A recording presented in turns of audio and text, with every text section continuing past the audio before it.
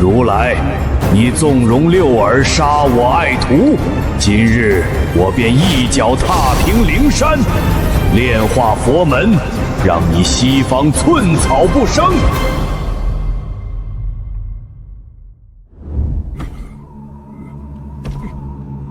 猪八戒，求见祖师，求祖师出手，惩处那六耳妖猴。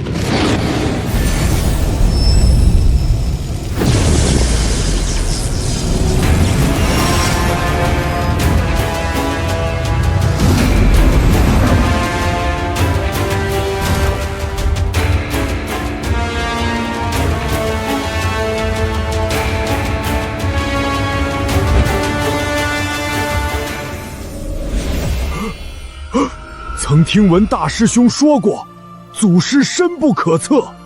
如今一见，果真如此。大师兄的仇有的报了。猪八戒，你为何来此？祖师，你一定要给大师兄报仇啊！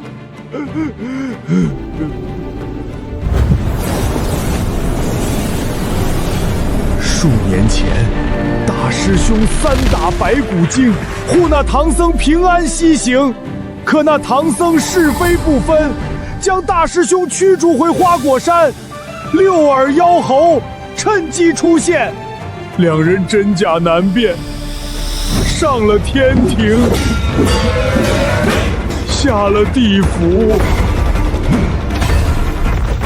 找了观音，最终闹到了西天大雷音寺。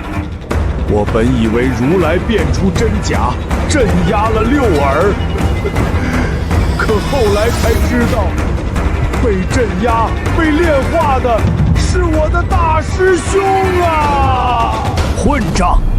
本座闭关之际，为了预防小猴儿被算计，专门布下了大阵。可即便如此，那西方依旧不管不顾，破开大阵，算计悟空。好啊，你们到底怎么敢的？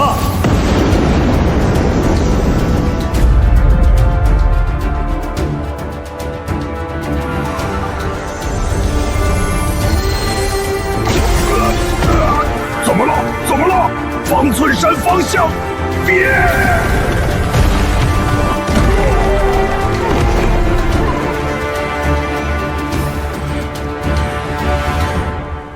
浩南，所有闭关及外出弟子全部召回，立刻！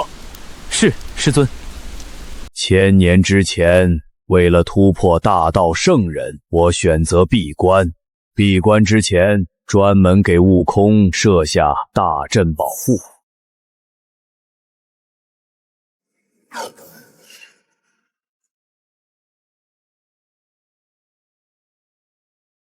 没想到啊，西方那两个老不死竟然依旧不管不顾，甚至还敢杀了我的猴儿。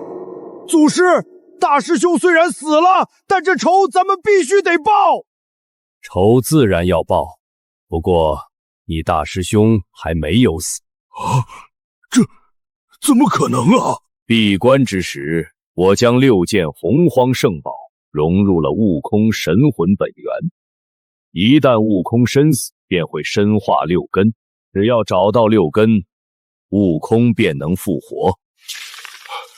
祖师，既然大师兄6根尚在，您法力通天，定能将那6根集齐，为大师兄重塑金山啊！那是自然，只不过我们得亲自去找，而且这笔账也该好好算算了。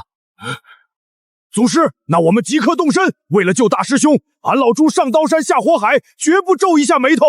你伤势未愈，先去休养，寻魂之事我自有安排。不，此等事怎能少了俺老猪？那好，不过我倒是好奇，你是何时知晓六耳取代了悟空？自从当年真假美猴王之后，俺老猪就觉得大师兄不对劲儿了。可师傅，呸！可那东土和尚肉眼凡胎，一直说是我疑心太重，说大师兄就是经历劫难，醒悟了。直到那一天，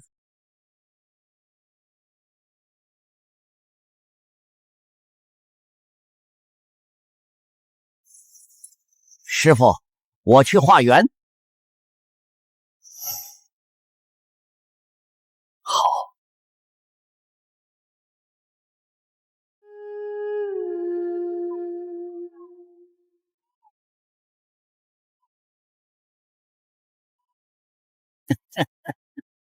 好久没这么舒畅了。